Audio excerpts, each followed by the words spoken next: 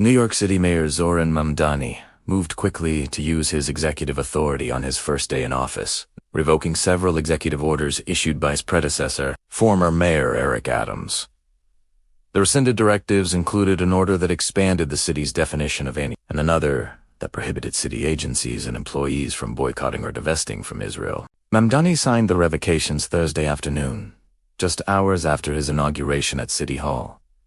The orders targeted directives issued after September 26, 2024, the date Adams was federally indicted. Speaking to reporters, Mamdani said the date marked a turning point when many New Yorkers felt politics no longer represented them. Adams has denied any wrongdoing, and the charges against him were later dismissed after the Trump administration moved to drop the case. Alongside the revocations, Mamdani signed additional executive orders focused on housing, an issue he emphasized heavily during his campaign. The new directives require the city administration to analyze ways to accelerate housing development, create an inventory of city-owned land suitable for housing construction, and submit a report outlining its findings by the summer. The Adams-era executive orders, issued in the final days of his term, were viewed by Mamdani supporters and some lawmakers as an attempt to undercut the incoming mayor's agenda. The moves also highlighted a sharp contrast between Adams and Mamdani on Israel policy. Adams frequently emphasized his support for Israel, while Mamdani, a 34-year-old democratic socialist,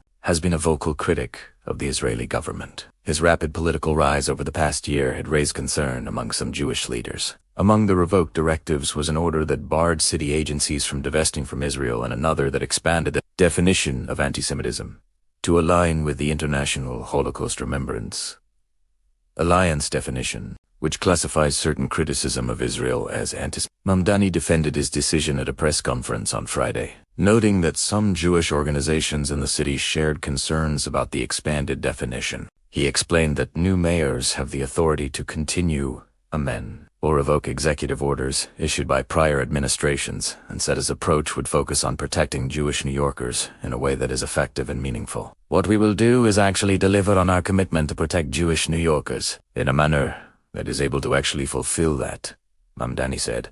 The swift action drew criticism from several Jewish organizations. Israel's foreign ministry accused Mamdani in a social media post of fueling anti-Semitic groups, including the UJA, Federation of New York, and the New York Board of Rabbis issued a joint statement expressing concern, saying the revoked orders have provided significant protections against anti-Semitism, while welcoming Mamdani's efforts to protect houses of worship and his continuation of the mayor's office of combating anti-Semitism. The statement said the community would be looking for clear and sustained leadership in confronting civil liberties advocates, however, supported Mamdani's move. New York Civil Liberties Union Executive Director Donna Lieberman said Adams' executive orders adopted a flawed and overly broad definition of anti-Semitism and improperly restricted city agencies from boycotting Israel. Lieberman also praised Mamdani for reversing another Adams-era order that allowed federal immigration authorities access to the Riscos Island jail complex, calling it a violation of the city's sanctuary laws and an action that served no legitimate public safety purpose.